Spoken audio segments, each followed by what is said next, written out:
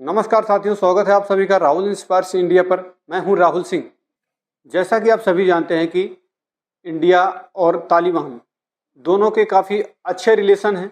आज से नहीं, काफ़ी पुराने वर्षों से, कई पुराने वर्षों से इंडिया और तालिबान के अच्छे रिलेशन रहे हैं। भले ही चाहे तालिबान अभी आया हो, लेकिन तालिबान का पहला नाम उसके पहले अफगानिस्तान रहा करता था। अफगानिस्तान से भी भारत के अच्छे रिलेशन थे। बीच में अफगानिस्तान और पाकिस्तान के अच्छे रिलेशन बने, जिसके कारण भारत और अफगानिस्तान के रिलेशन थोड़े से डिस्टर्ब हुए। बाकी अभी तालिबान और भारत के अच्छे रिलेशन हैं। इसी रिलेशन को देखते हुए तालिबान ने भारत को एक ऑफ़र किया हुआ है।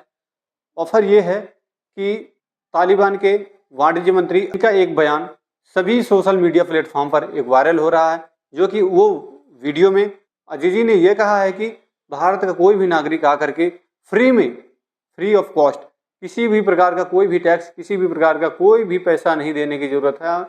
कोई भी भारतीय नागरिक आकर के तालिबान की ज़मीन पर किसी भी प्रकार का कोई भी फैक्ट्री खोल सकता है। बस शर्त उनकी ये है कि उस फैक्ट्री में कार्य करने वाले व्यक्ति तालिबानी होंगे। उनके कहने का मतलब ये है कि अगर किसी भी प्रकार की कोई फैक्ट्री खुलेगी देश के अंदर, तो मजदूर वर्ग जो भी होगा वो तालिबान का होगा, जिससे कि तालिबान की और इंडिया की दोनों की जीडीपी में बढ़ोतरी होगी। तालिबान की जीडीपी बढ़ाने के लिए उन्होंने ये ऑफर दिया हुआ है भारत को। भारत और तालिबान के दोनों के अच्छे रिलेशन आज से नहीं, पहले से हैं। तो आज की डेट में अगर देखा जाए तो तालिबान और भारत का एक अरब डॉलर का आयात निर्यात होता है। इसी को और आगे बढ़ाने के लिए, राजनीतिक स्तर पर मजबूती लाने के लिए तालिबान सरकार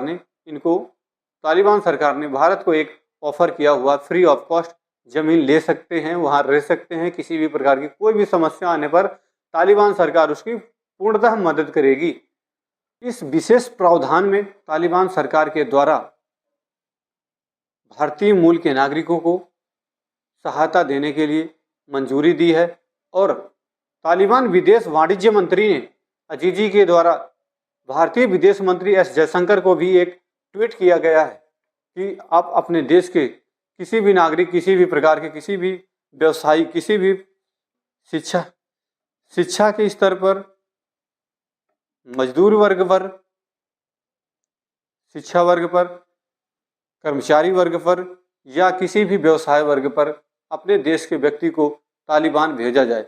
तालिबान की सरकार इसकी फुल जिम्मेवारी लेती है। और इस विषय पर आप क्या समझते हैं और आपकी इस विषय पर क्या राय है, आप कमेंट बॉक्स के माध्यम से आप हमारे तक अपनी राय पहुंचा सकते हैं। थैंक यू, धन्यवाद।